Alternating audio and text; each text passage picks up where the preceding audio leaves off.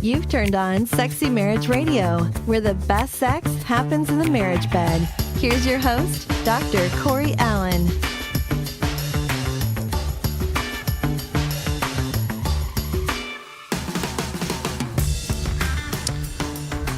Well, welcome back to another episode of Sexy Marriage Radio, where we're having honest, straightforward, anything goes as far as topics we're willing to cover, conversations about married life and sex, the good, the bad, the ugly, the successes, the failures, anything and everything in between. That's what we want to cover because we know we all live it, we all experience it, but yet we want married sex to be the hotbed for sex because we do believe it's sacred and it's blessed and it can just be fantastic for everybody that's doing it.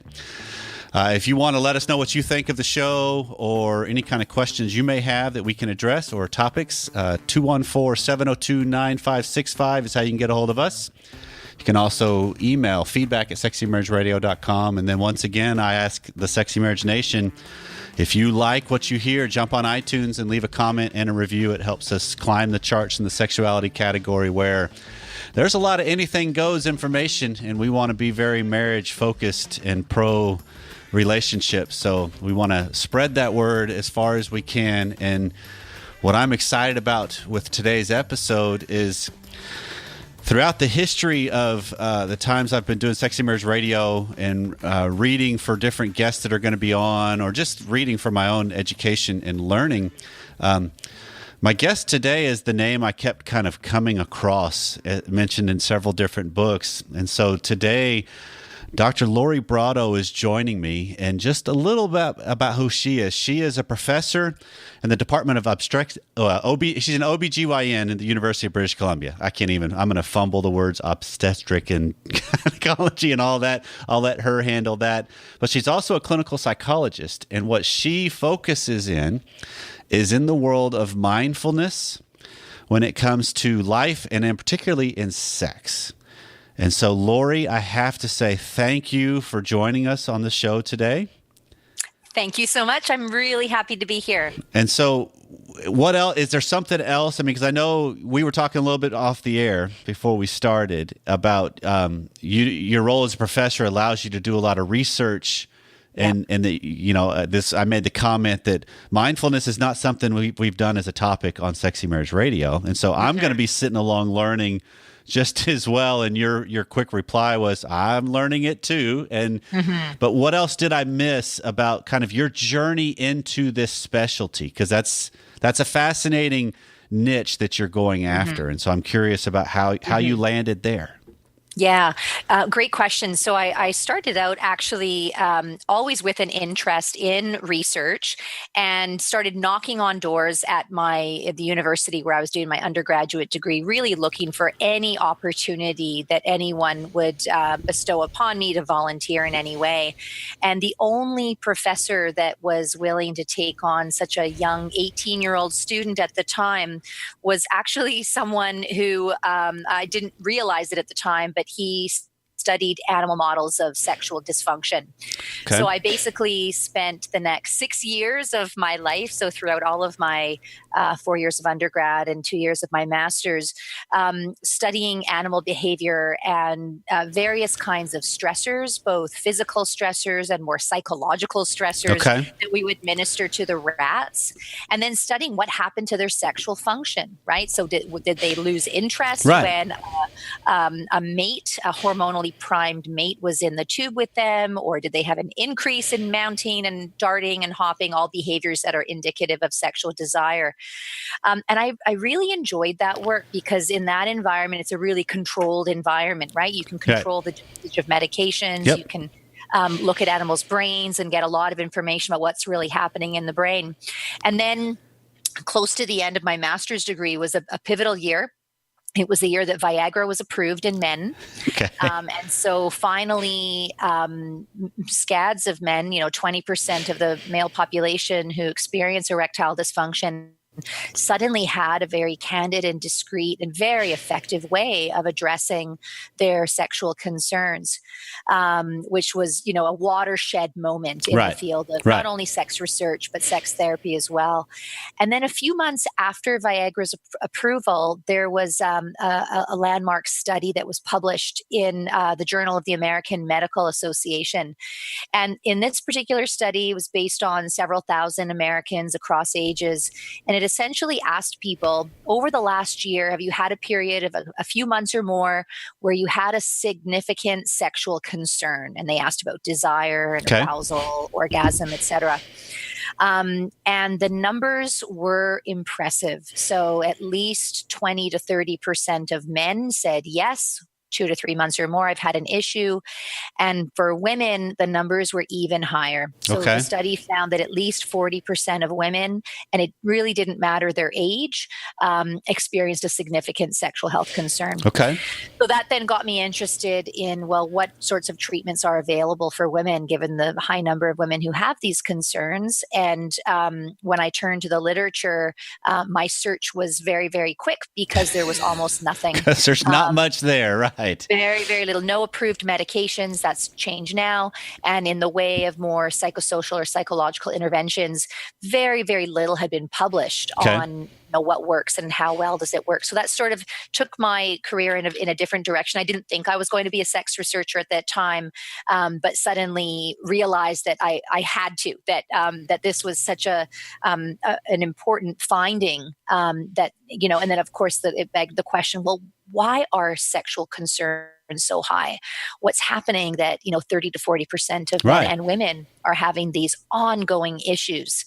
And that's been about 15 years ago now. And so my research career has focused exclusively on understanding sexual difficulties and developing psychological interventions to address them. Okay, and that's fantastic because it seems like the way the world has gone is let's throw a pill at it. Let's throw a medication at it that's not necessarily, it might reap some benefits. And I think that, I can't speak for you, but if you're a similar vein that I am, that it's a resource, absolutely, but it's not a fix.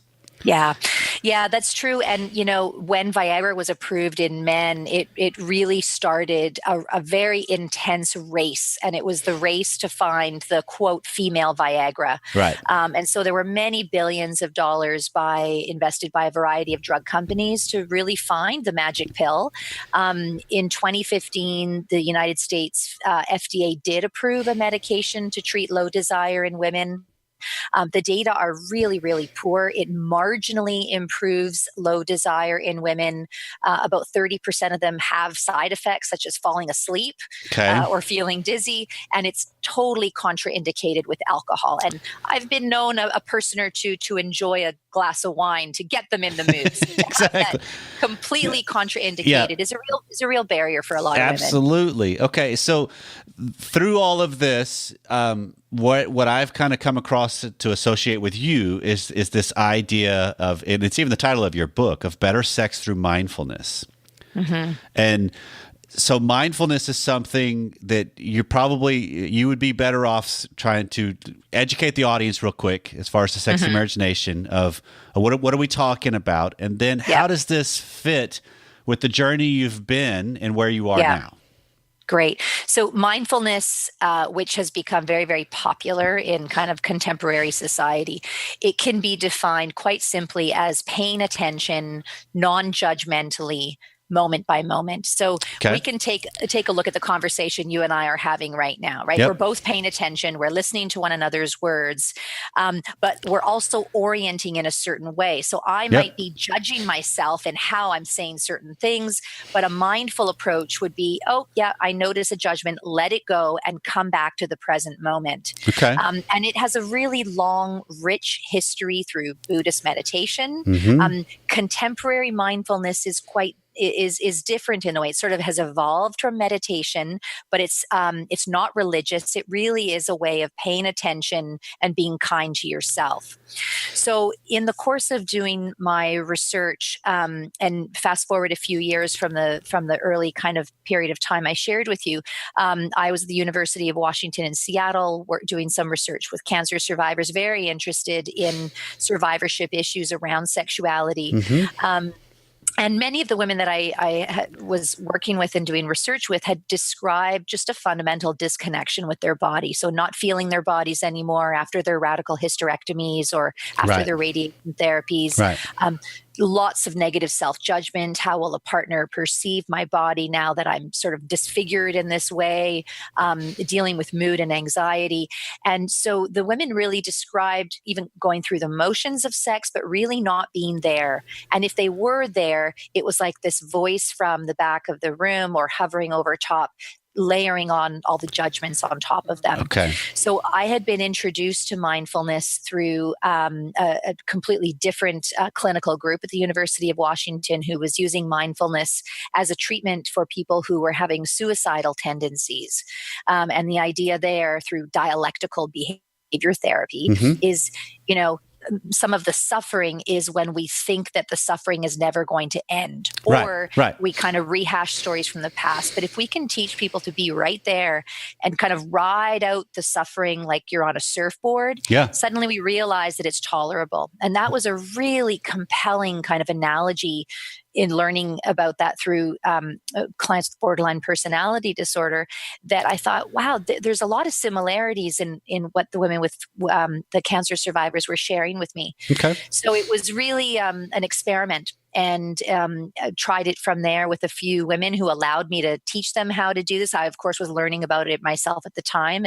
And then there was enough feedback from the women that, wow, I actually noticed response in a way that I thought I was incapable of feeling anymore. And so they were very, very motivated to learn this method of reconnecting with their bodies. Okay. And that's interesting. And I think to me, what jumps out most and maybe is the most difficult when you're talking about how do I start to implement mindfulness into my life, and then for sure into my sex life, because our sexuality and our sexual past, typically we got quite a bit of baggage. We got things that have gone on, successes, failures, some of the stuff that's out of our control, and some of it's our own choices or that we were proud of or we're not. But the part to me that jumps out is that idea of how do I do this without the judgment? How do I feel it? How do I experience it? And I try to let go of the judgment of it. Yeah. Yeah. And, I think we live in a judgmental culture, and we're critical of things, right? We sort things into piles of things we like and things we don't like. Yep. And often that extends to our own bodies and our own sexuality. And women, for a multitude of reasons, tend to be more judgmental than men are. And in particular, they're more judgmental of themselves. So they might be worrying, let's say in a sexual encounter, what's going to happen if I don't respond well? Right. Is a partner going to leave me if I don't have an orgasm? So there's a lot of kind of jumping forward and catastrophizing about this imagined, feared, worst outcome. And inevitably what it ends up doing is it kind of short circuits the really important feedback response from the brain to the body. The brain tells the body to respond. And then when the body starts responding, the brain picks up those messages and tells the body to keep responding. Right. And when you're not there, when you're judgmental of yourself or fixated on the outcome, that communication between brain and body is simply not happening. And we've got lots and lots of evidence from different experimental studies that show that indeed can impair sexual response and sexual desire. Okay, so that's basically what you're talking about, where you have the disconnectedness that can happen. Yeah, where I've just kind of checked out, and maybe I've gone to fantasy world, or maybe I've gone to to-do list, or reading the latest headlines in my mind, or something. Anything but being where I am. Yeah, and I think the point that you're making is that sometimes the places that we go to are those negative and judgmental places. And sometimes it's just the benign routine to-do list, Yep. right? Yep. What am I making for dinner? How are the kids? Did we sign that, the permission form for the kids' soccer teams? And in the end, they all kind of work in the same way to disconnect us from the Okay. present moment. So it's not necessarily if it's really laced with negativity. It's just the fact that I'm not in the moment. That's what starts to disrupt that feedback loop in a negative way. That's right. And then what happens is when you are disconnected and your body does respond less, then you might start to worry about the lack of response. So then it inevitably does go to a more judgmental right. place. So that's a vicious cycle. I mean, that's the depressed cycle where I feel bad, so I hole up, and then the fact that I hole up, I feel even worse. Because it just kind of gets this dark, wet blanket on me. Yeah. And what's interesting to me is because I think of the dynamic of what happens between a couple in the midst of sex when one person inevitably, because I can't think of the reality where a sexual encounter, if it lasts any length of time, where there's not going to be each partner disconnecting to some varying degree throughout the encounter, right? Just because it's hard to stay in the flow. Yeah. And then, so to me, it's the goal is, and I think this is probably where you're heading, the goal is recognize my disconnect and then bring myself back.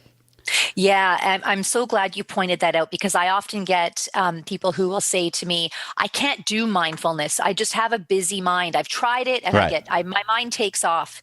And my response to them is always, fantastic that your mind takes off. This is great. Yep. Because in that moment that you recognize that your mind has taken off and you reel it back in, that's a moment of mindfulness.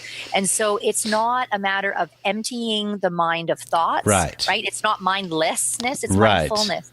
And so whether your mind takes off 5 times or 5 dozen or 5,000 times, it's our ability to notice it, pull it back.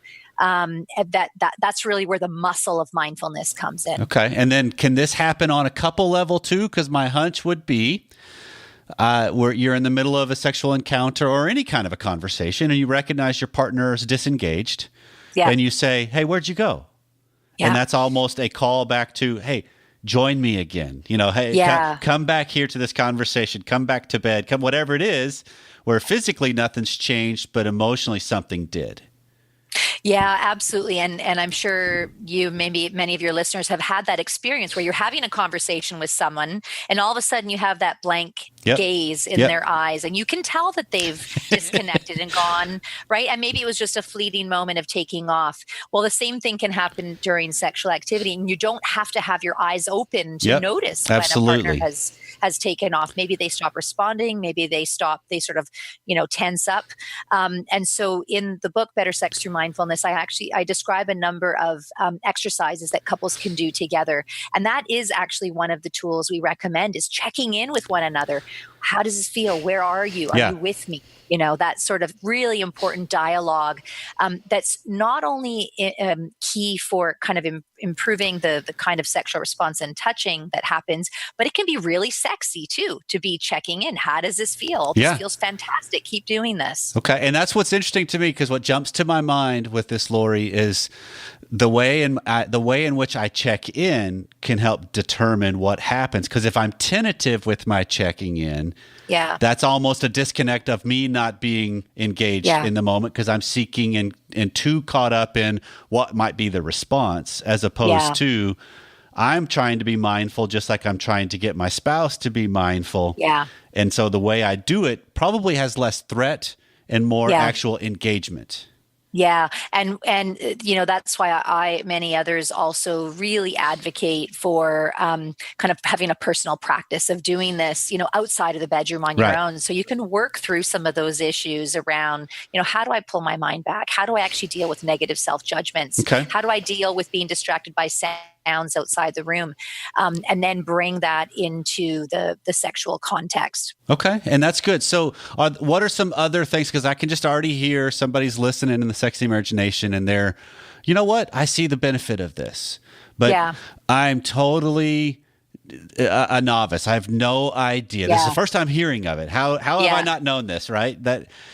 What are some simple practices? Because you're talking about this almost starts individually, and then I bring it to my relationship. So what are some simple things people can do? Yeah. So I'll describe one exercise that a person can do on their own, and then I'll describe another one that couples can do together. So one exercise to do on your own. And again, I have to emphasize, this isn't just a light switch that suddenly you understand what mindfulness is and you suddenly become a mindful, compassionate, Zen-like person.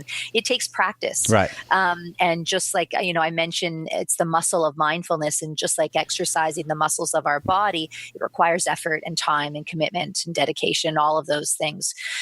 So one exercise that people can do entirely on their own is, first of all, carve out the time to do this. So finding a place, and it doesn't have to be a quiet place, but it does need to be time where you've dedicated, all right, I'm going to spend the next 10 minutes actually engaging in this mindfulness practice. Okay. So I really like eating mindfulness practices because it's something that is so tangible for us. So what you might decide to do is carve out the first 10 minutes of your meal, or maybe just an appetizer, where with every bite before you put the morsel of food into your mouth, you actually spend a few seconds looking at the food, not describing it, but rather describing it from the perspective of textures and shape and colors and backsplashes of light.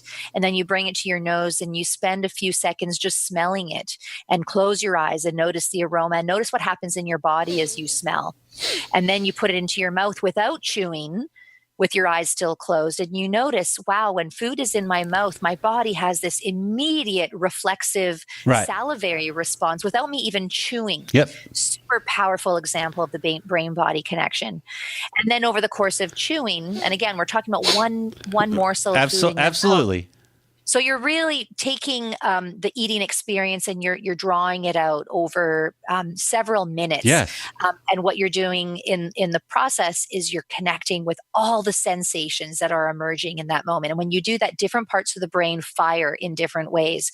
So you've got the perceptual centers, you've got the thinking centers, the emotion centers, the centers of your brain that tell you what to do next. So I love the eating meditation, especially for anyone who's never tried this before. Yeah. I can already envision a restaurant and seeing just seeing people like, hey, wait, they're having a totally different experience with their meal than I am with mine.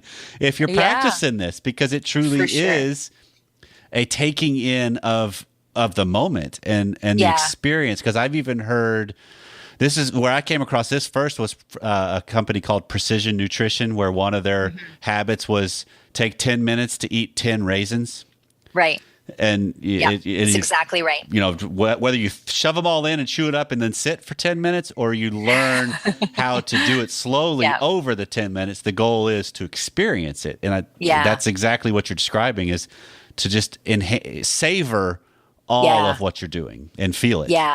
Yeah, exactly. So now if we take that kind of that notion of paying attention, noticing sensations, resisting the temptation to jump ahead, and we apply it to a couple, one exercise that has been around for a very, very long time, I certainly cannot take any credit for it whatsoever, is sensate focus. Okay. And it's a really powerful couple exercise where one person touches the other person head to toe for about 15 minutes. And the first time we do this, there's no breast and there's no genital touch. And the goal of the person who's receiving the touch, by the way, that person is completely undressed, typically lying down, maybe a bed, maybe the floor. The goal of the person receiving the touch is to tune in. Yep. So what do I actually feel in my body as I'm receiving touch from my partner? And noticing, is there a temptation to jump ahead and, want to move on to something sexual? And the instructions are very, very strict. This is not foreplay. This is not sexual activity. This is a way of touching one another where you tune in. So you continue that for about 15 minutes. And then the two members of the couple swap. So now the giver's the receiver, the receiver's the giver. And the goal is exactly the same. It's an opportunity to really tune into sensations. And couples will inevitably say that they've discovered something so new in doing the sensate focus exercise, even if they've been together for decades. Right. Right. So once that kind of necessity of moving on to sex is removed, it suddenly frees up a lot of mental space to just focus on sensations. And it Right. feels really good when you do that. Right. Because then you start to experience the world between and before sex, because how often does it happen in a married couple's life where maybe they were dating and they had the religious backing or just a choice of, you know what, we're saving this for marriage. Yeah.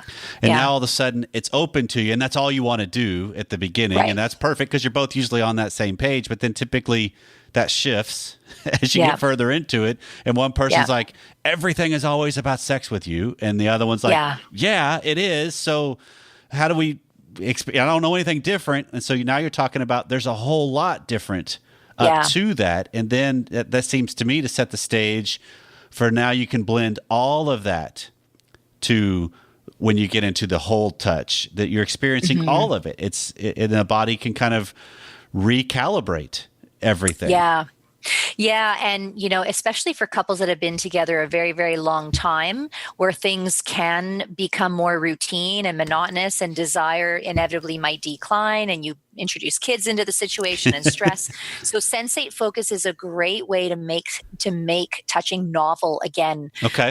We also know that with aging that our sensitivity on our skin changes. So what might have felt good years ago might not feel the same way, or you might have new erogenous zones on your body that you and a partner are not aware of. So really, really powerful exercise that I really have described and conceptualized as a purely mindfulness exercise. Okay. Because that's what we're doing. We're paying attention non-judgmentally, moment by moment. Right. And that's the whole, so that seems like that's, when you're talking about it on a sensate focus level, that it's both of you have the challenge in the presence of each other to let go of judgment, because how easy is it to, I'm focusing on what I'm focusing, but then I notice my spouse is shifting or adjusting. Now I start judging me, and am I doing it right, or her? Is she not enjoying this right? And so this is truly, how do we learn and challenge to confront all of that in real time and let it go and stay engaged, and then see where we can then follow that connection as it unfolds. Yeah. And where it unfolds and where it takes you to is in marvelous places that many people never thought were possible before, again, because we become so fixated on a quick fix. Right. And we also, we're influenced by societal and media messages that sex needs to be quick and automatic, and it needs to be multi-orgasmic. And so we're sort of bombarded with these media messages around only one way to experience healthy and satisfying sex, and it's unfortunate because when we really pay attention, even in a long-term relationship, there's so many different ways to feel pleasure. Yeah, absolutely. And it seems to me that's as unique as the people involved, right? That you get to determine what it is that is healthy and satisfying and culminating for you and your spouse. Each and every time, almost, that there's not a script. You get to throw it out. Yeah. Yeah. And so the what I call on the pillow practice, the formal mindfulness practice, even if you're doing, say, a body scan over and over and over and it's routine, it's not quite the same as the last time you did it, right? Right. Your physiology changes. And so each time you practice, it's like a blank canvas, right? Yeah. That you never quite know what it's going to look like. We've got some ideas, but we don't have any guarantee of how it's going to unfold. But what we do have at our disposal is our ability to notice what is unfolding in the moment. And that's the key to me. If there's one big takeaway, is it's learning how to savor what's unfolding in the moment rather than getting so caught up in what's to come or what's happened. Precisely. Right? Okay. Yeah. Well, Lori, I have to say thank you so much for pleasure. Introducing the Sexy Marriage Nation to this. I'm curious because I know some other people are going to want to know more. And so tell people how they can find you, your book, etc. That if they want to learn more about this, where do they need to go? Okay. So on Twitter, my handle is Dr. Lori Brotto.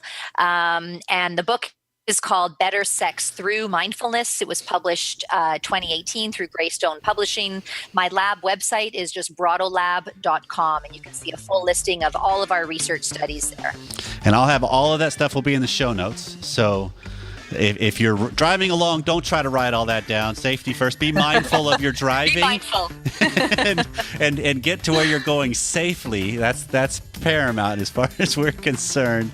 So if as part of the Sexy Marriage Nation, one of the things I am mindful of is the fact that you guys help make this show what it is. And so I have to say thank you for taking some time out of your day to spend it with us, as I close out every show that way anyway.